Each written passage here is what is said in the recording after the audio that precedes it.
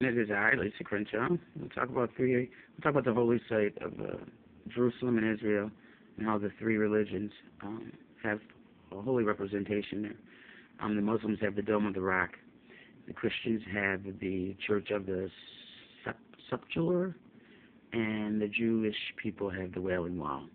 Inside the Church of the Sepulchre is a picture of Christ. So what I've done is just this circle with the hair that represents the face of Christ. The Muslims have the Dome of the Rock. And what I've done is I've taken the dome, I put it on top of the head of Christ, and we have the word rock left over.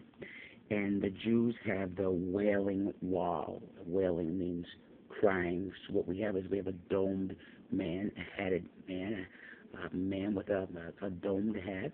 We have rock, and we have crying.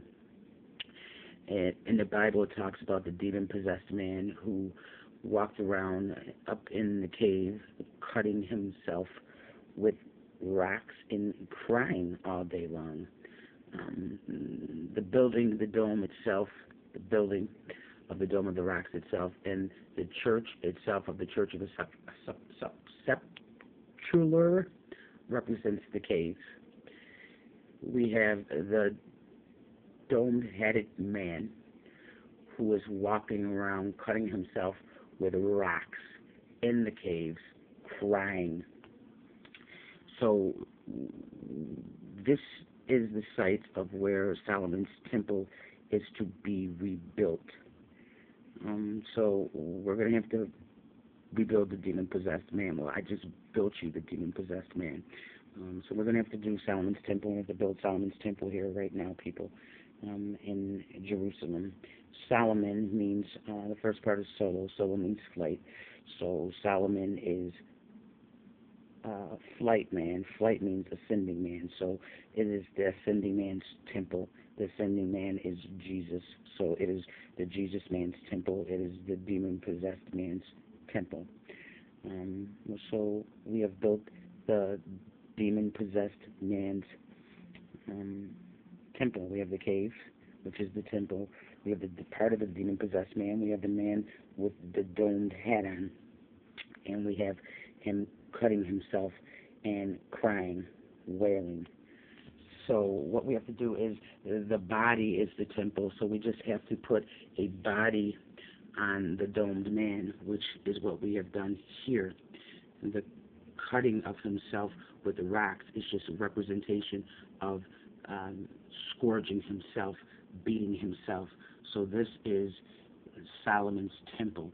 This is the domed man beating, scourging himself. This is Pope John Paul II, people.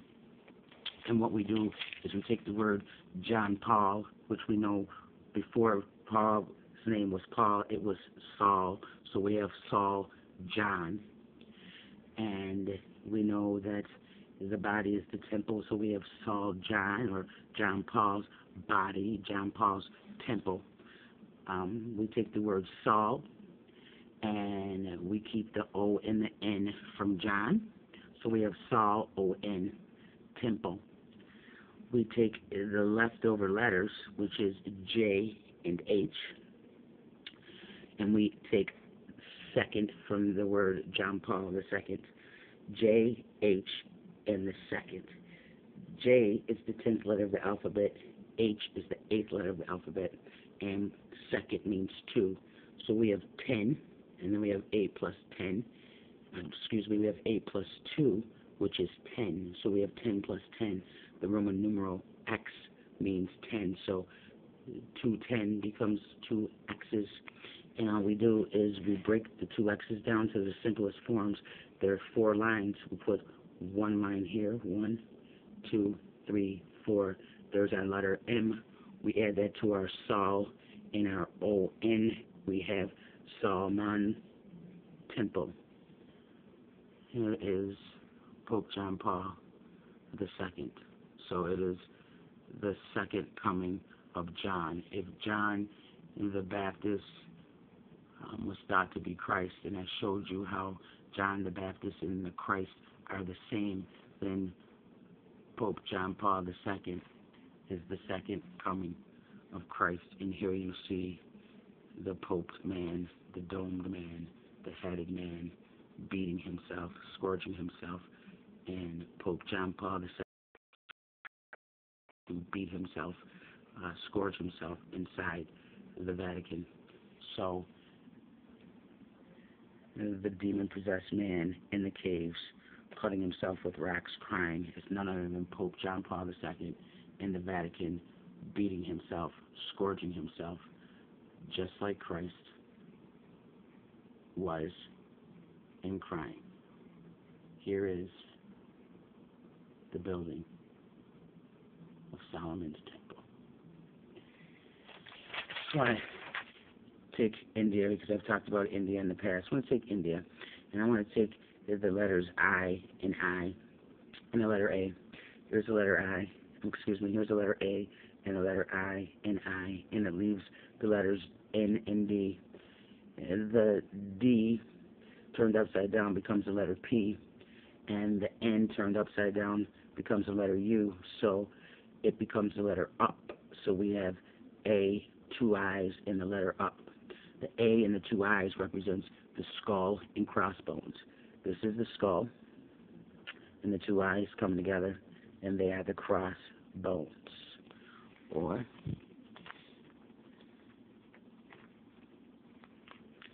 they are the crossbones. So what we have is we have skull and crossbones and the word up. So what we do is we put the skull and crossbones up, which is right here. We take off the parts off of the letter I's, and we place those parts right here. 1, 2, 3, 4. We take the letter A, which is the skull. We place that here, and then we put them up on the cross, and we can tell by the way the hair is that this is a female. So this is a female going up on the cross. This is a female that is up on Skull Hill, where Christ was crucified. Kind of looks like some sort of fraternity symbol. Thank you.